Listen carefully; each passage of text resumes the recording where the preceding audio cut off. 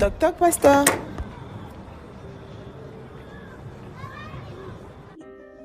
Bonjour pasteur. Alors j'ai une préoccupation. On assiste ces derniers temps à un regain des mouvements de spiritualité africaine. Ils disent que le christianisme est une religion importée pour nous faire renier nos origines. Pour eux, nous devons retourner aux pratiques de nos ancêtres et pratiquer leur religion. Alors pasteur, je suis un peu troublé. Jésus est-il vraiment le Dieu des Blancs?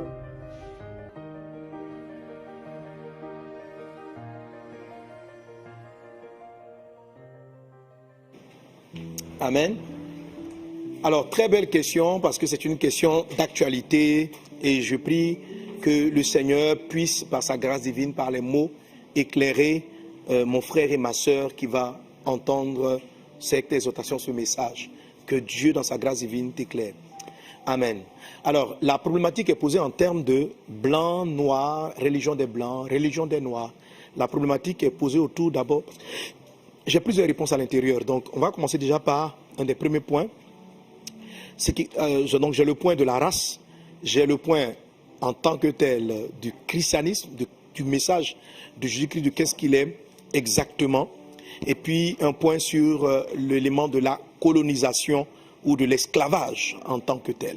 OK? Alors, premier aspect donc de la question, c'est l'histoire de la race.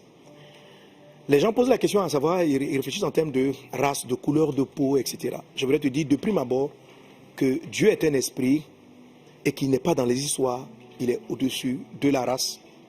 Il n'y a pas de race pour Dieu. Amen. Il y a des hommes qu'il a créés et ils sont tous son image. Alors je vais te montrer cela simplement. Ma peau est brune, ok? Si vous prenez la peau de quelqu'un qui a la peau rose, blanche, comme tu veux, et que tu enlèves, y a-t-il une différence entre quelqu'un qui avait la peau brune et quelqu'un qui avait la peau blanche? Y a-t-il une différence? T'as-tu posé la question pourquoi il y a combien de groupes sanguins? Est-ce qu'il y a des groupes sanguins pour les noirs et puis des groupes sanguins pour les blancs? Est-ce qu'il y a des groupes sanguins pour les noirs et puis il y a des groupes sanguins pour les blancs? Si tu vois un squelette, fais-tu la différence entre un squelette de blanc et un squelette de noir? Dès l'instant où vous enlevez la couleur de la peau, dès l'instant où vous enlevez la couleur de la peau, tout le reste à l'intérieur, entre ce qu'on appelle les blancs ou ce qu'on appelle les noirs, est identique. On a le même sang, on a les mêmes qualités de sang. Nous sommes tous de la même origine, tous de la même origine. L'homme est différent du singe. On ne peut pas te faire une transfusion sanguine avec un singe. On ne peut pas te faire une transfusion sanguine avec un porc. On ne peut pas te faire une transfusion sanguine avec une espèce animale. Par contre, quelqu'un des Chines peut transfuser, s'il a le même groupe sanguin, à un Africain, à un Européen, à un Caucasien. Parce que nous sommes tous de la même origine. Alors, lorsque quelqu'un dit « revenons à nos religions ancestrales », de quelle origine tu parles? L'origine où on est venu en Afrique ou la première origine? Parce que nos parents aussi doivent chercher à revenir à l'origine de leurs parents.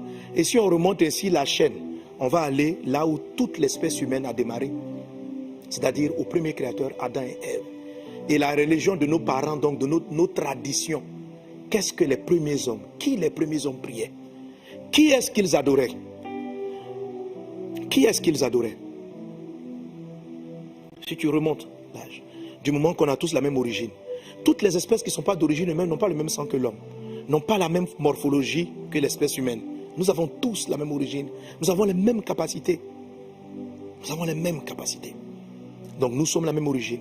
Alors Dieu qui a créé l'espèce humaine, c'est pourquoi la Bible n'en parle pas. Quand on lit la parole de Dieu, il y a des noirs, il y a des blancs. Mais si Dieu devait commencer à stigmatiser, lui là c'est un blanc, lui là c'est un noir, il sera lui-même l'auteur de ce qu'on appelle le racisme. Chez Dieu, tous les hommes sont égaux. Tous les hommes sont égaux. Il n'y a ni blanc, ni noir. L'esprit d'un homme n'a pas de couleur. L'esprit, l'âme n'a pas de couleur. Et quand on parle de Dieu, quand on parle d'esprit, les esprits ne sont pas physiques. Ils ne sont ni blancs ni noirs. Il n'y a pas des esprits africains, des esprits occidentaux, des esprits chinois. Non. Ça, ce sont des considérations totalement visuel. Totalement visuel. C'est pourquoi j'ai commencé par te dire, dès l'instant où on enlève la couleur de la peau, on se retrouve à l'intérieur, tous pareils. Peut-être, bien sûr, on va faire une différence. Il est grand, il est court. Et puis, avec des petites analyses, on peut savoir de quelle origine il était. Mais quand tu vois un squelette d'un singe et puis tu vois celui d'un homme, tu fais totalement la différence. Tu fais totalement la différence. Ça, c'est des choses encore physiques. À plus forte raison, le monde des esprits, qui, lui, est encore plus caché. Il n'y a pas de noir, il n'y a pas de blanc. Ça, c'est la dégradation morale de l'espèce humaine qui a entraîné à stigmatiser des hommes par leur couleur des yeux, par la couleur de leur peau. C'est la dégradation morale, spirituelle de l'homme qui a amené à faire cette différenciation. En disant ainsi, la tradition de nos parents, de notre chose, c'est réduire Dieu à nos palabres qui sont les conséquences de notre détournement de la voie de Dieu. Les esprits ne sont pas à ce niveau. Même pas l'esprit de Dieu, ils ne sont pas à ce niveau. Ils sont au-dessus. Il n'y a pas d'ange noir, d'ange blanc, d'ange jaune. Il n'y a pas tout ça. Ce sont des esprits. C'est comme le vent. Le vent, le mot pour parler d'esprit, c'est le mot roi. Le vent. Tu connais un vent noir, un vent blanc, un vent asiatique, un vent jaune. Ça n'a pas de couleur. Et le vent, quand il commence à souffler, il traverse toutes les régions. Et c'est comme ça les esprits fonctionnent. Et ils n'ont pas de couleur. Ça, c'est des considérations totalement humaines. Et si on veut donc parler de partir à la région de nos ancêtres, c'est à quel niveau on s'arrête les ancêtres? C'est à partir de quand les ancêtres commencent? Le premier ancêtre qui avait le point d'origine de départ, qui a fait de qui toutes les espèces humaines descendent. Pourquoi remonter à ton village? Pourquoi remonter à l'an 1700? Pourquoi remonter à 1600? Va encore plus loin. Va chercher le ancêtre de l'ancêtre de l'ancêtre de l'ancêtre de l'ancêtre. Et tu vas te rendre compte d'un dénominateur commun, c'est que dans toutes les religions, dans toutes les parties du monde, il y a un être qui est reconnu comme ayant tout créé. Comme ayant tout créé. C'est lui-là qui est l'objet de l'adoration. C'est lui-là que nos ancêtres adoraient.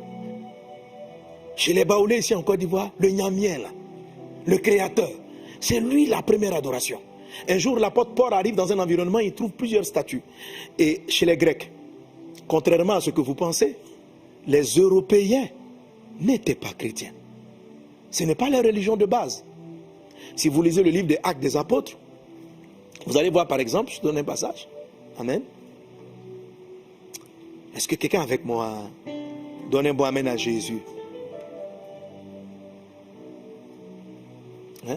Si tu remarques, si tu vas dans Actes chapitre 19, l'apôtre Paul arrive à Éphèse. Lisez les évangiles. Il va rentrer en Europe. Et c'est en Europe, en Grèce, en Turquie actuelle, qu'il va voir des idoles, des fétiches que les gens adoraient. Comme en Afrique. Partout, les gens ont toujours adoré ces esprits. Et l'apôtre Paul va prêcher la parole de Dieu. Au point où, en Actes chapitre 19, les gens se sont plaints. Il dit ceci, ces paroles ayant rempli de colère, ils se mirent à crier. Grande est la Diane des Éphésiens. Éphèse, c'est en Turquie.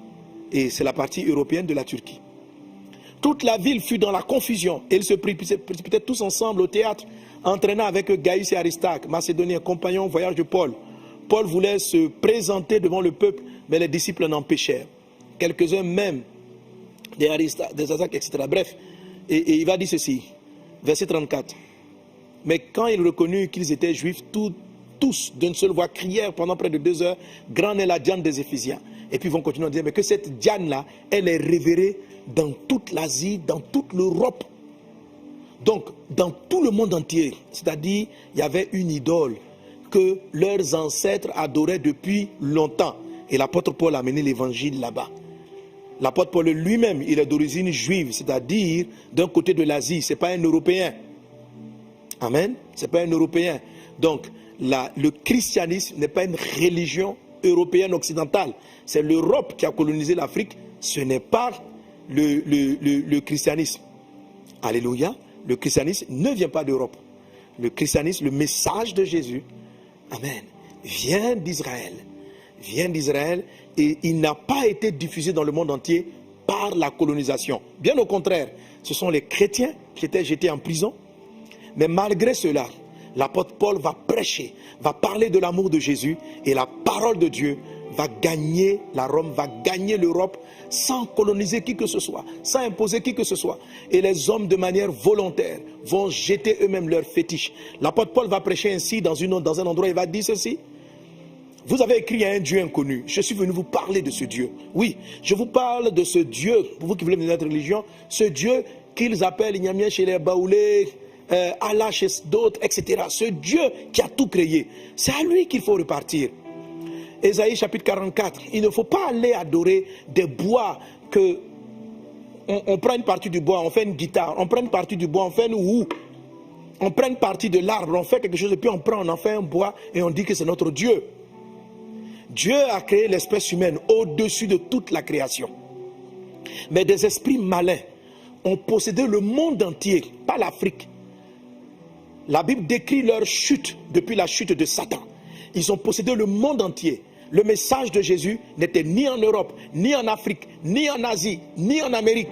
Tous les peuples de la terre se sont détournés du Créateur et ont commencé à adorer des idoles, des fétiches, des objets qui ont été créés. Le même bois que nos parents prenaient pour aller faire le feu, c'est ce même bois-là, un esprit vient leur dire, voilà, adore-le. Ça a été une manière d'avilir l'espèce humaine. Le diable a toujours voulu avilir l'espèce humaine, l'avilir à adorer des rivières. Or, l'eau de la rivière, tu peux le prendre. Et qui donnait des pouvoirs à ces bois? Ce sont ce qu'on appelle des esprits méchants. Ils étaient dans le monde entier, pas seulement en Afrique, mais dans le monde entier. L'évangile de Jésus, l'évangile de Dieu est venu pour ramener le cœur des hommes à Dieu. Si vous lisez les évangiles, vous allez voir que l'évangile était prêché en disant de revenir à Dieu. Repentez-vous, reprenez le chemin de Dieu. Parce qu'à l'origine, ce n'est pas tes ancêtres. L'origine, c'est le début de la création. C'est ça l'origine, c'est ça les vrais ancêtres. Qui était-il? Qui adorait-il? Le Dieu qui a créé le ciel et la terre. Alléluia. Amen. Alors maintenant, pour parler de l'histoire de la colonisation et d'imposition des doctrines. Frères et sœurs, ça, ce n'est pas une affaire qui vient des Occidentaux vis-à-vis de l'Afrique. En Côte d'Ivoire, ici, beaucoup de peuples ont été colonisés par des peuples locaux. Quand vous partez, je donne un exemple dans la région de l'Est de la Côte d'Ivoire, dans la région de Bondoukou. Avant, à l'origine, vous avez ce qu'on appelle les Koulangos. Et les Koulangos ont été colonisés par les Brons qui venaient du Ghana. Ils sont installés. Là-bas, heureusement, il y a eu un mélange de coutumes. Mais si vous parcourez l'Afrique et le monde entier, c'est partout dans le monde, les hommes ont toujours voulu prendre le territoire d'autrui, asservir un peuple, dominer sur quelqu'un, et lorsqu'ils le faisaient généralement, ils leur imposaient leur divinité, les esprits qu'ils adoraient. Et ça s'est fait tout le temps. Ça s'est fait tout le temps. Depuis tout le temps. En Afrique ici, ce n'est pas une affaire de blanc et de noir. C'est une affaire d'un peuple qui vient dominer sur un autre peuple. Et de tout temps, lorsqu'un peuple colonisait un autre peuple, lorsqu'un peuple vainquait un autre peuple, il changeait ses coutumes. Il essayait d'installer et d'instaurer ses coutumes. Par la ruse et par différents moyens, l'Occident a amené en esclavage beaucoup d'Africains, a colonisé et a imposé leurs croyances du moment. Ils ont imposé leurs croyances du moment. Mais la colonisation ne peut pas être le message de Jésus. Ce n'est pas le message de Jésus, ce n'est pas le christianisme. Toute religion qu'ils ont pu imposer n'a rien à voir avec le message de Christ. Parce qu'en Jésus, le message de Jésus, tu ne fais pas du mal à ton prochain. Le message de la Bible, tu aimes ton prochain, tu respectes ton prochain, tu as de la considération pour ton prochain. Ça, c'est une apostasie, c'est ce que vous appelez le christianisme, que les gens sont venus pour prendre, pour spolier les personnes. Ça n'a rien à voir avec le message de la Bible. Ça n'a rien à voir avec le message de la Bible. C'est la raison pour laquelle je prêche constamment le message de Jésus, qui n'est pas une religion.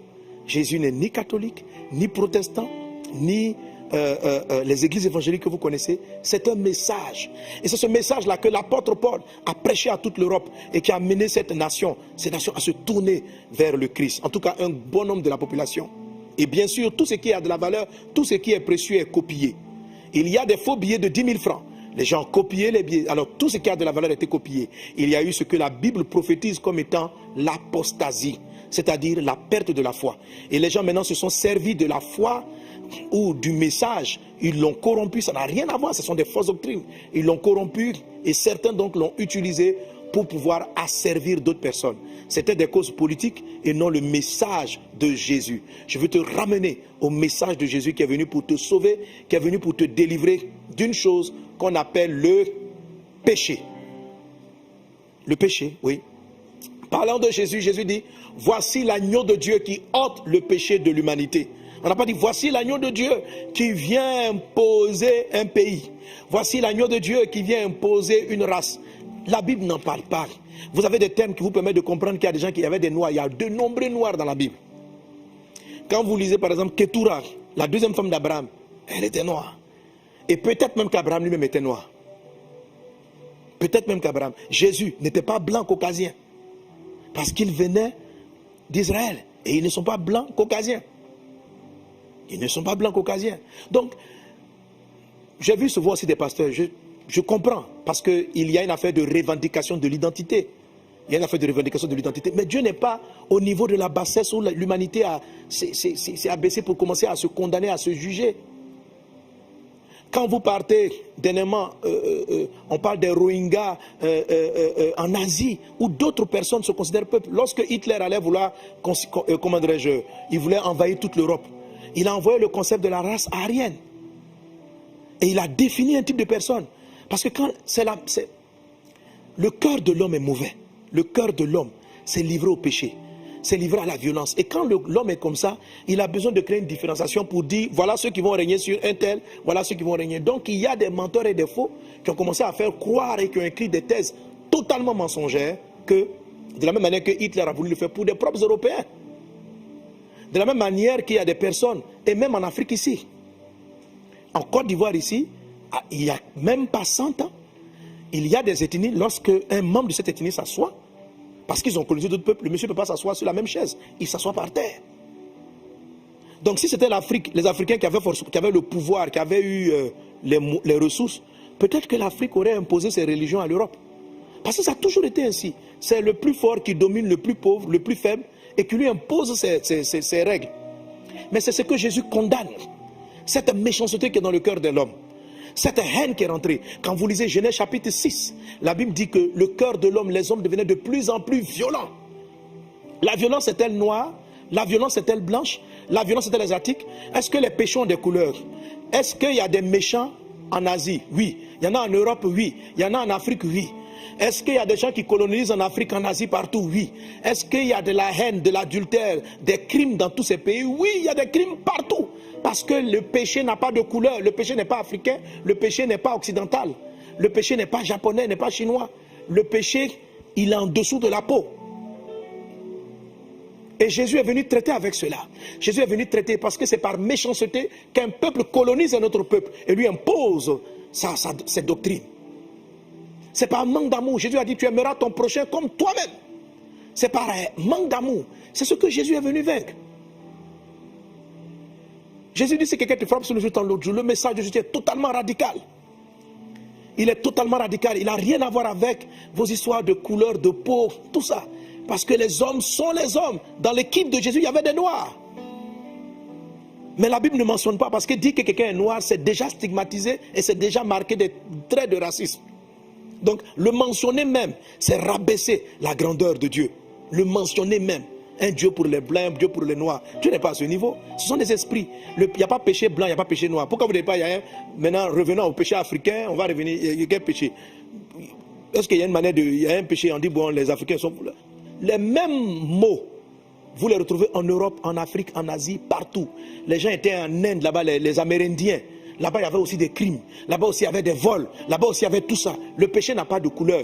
Le péché n'a pas de race. Jésus est venu ôter le péché. Pas débattre sur une affaire de comment on prie, mais débattre sur une affaire du péché qui vous amène à vous entretuer, à vous détruire. Et ce péché-là, sa conséquence finale, ce n'est pas sur la terre. C'est quand tu vas devenir squelette, où tu n'as ni couleur de peau, ni là. Quand ton esprit va aller chez Dieu, où il n'y a ni race, ni blanc, ni noir, c'est là que le péché va réapparaître. Le péché qui n'est pas blanc, le péché qui n'est pas noir, le péché qui n'est pas rouge, qui est mondial, va te condamner. Mais maintenant, si tu donnes ta vie au Seigneur Jésus, il ôte cette condamnation. Il est mort à la croix pour effacer tes péchés.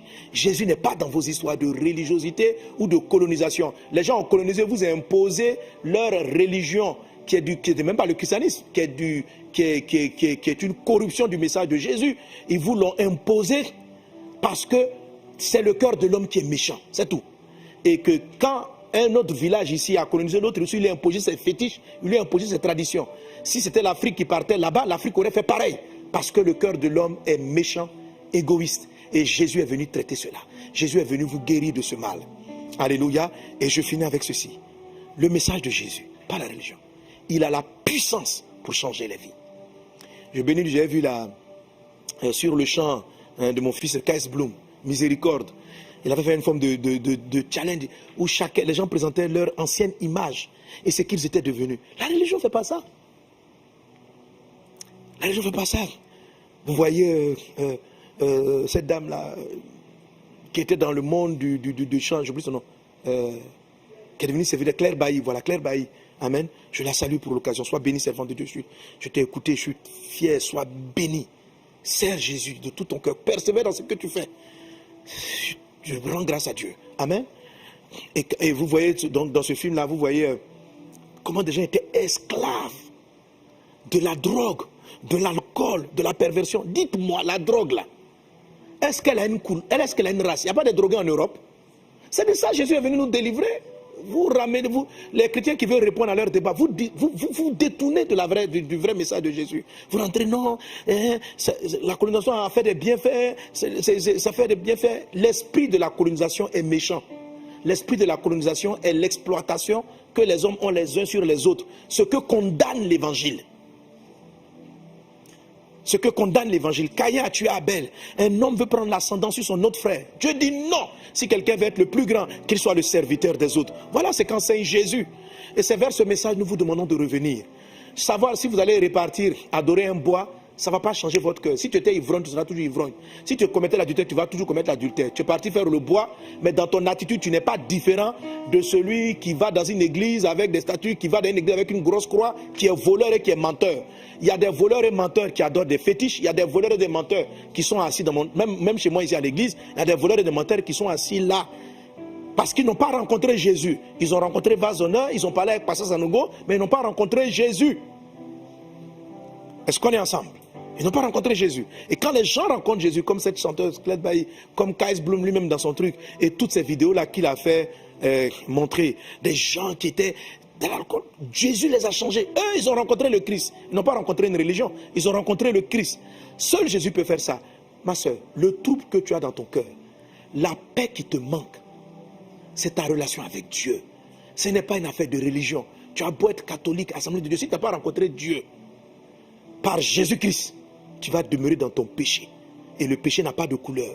Sortez de ce débat d'un bois. Montrez-moi si ceux qui adorent les bois ont meilleure attitude que ceux qui n'adorent pas les bois. Que ceux qui adorent en Asie, est-ce qu'ils sont... Tout le monde, le péché est partout. Vous arrivez en Asie, là-bas, la drogue est répandue. Il y a des meurtres tous les jours. En Europe, il y a des assassinats monstrueux. Comme en Afrique, comme partout. Parce que le péché n'a pas de race. Et Jésus est venu ôter les péchés. Que Dieu te bénisse abondamment. Que la parole de Dieu te transforme. Tourne-toi vers le Christ.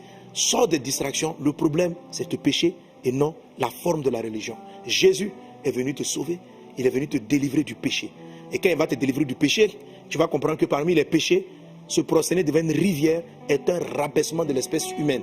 Ça va te connecter avec des esprits de colère, de haine, de jalousie, de misère et de pauvreté. Et ça va détruire ta vie. Ça a été ça, la faiblesse des nations. Que Dieu vous bénisse abondamment. Soyez bénis. Amen. Alléluia. Gloire à Dieu.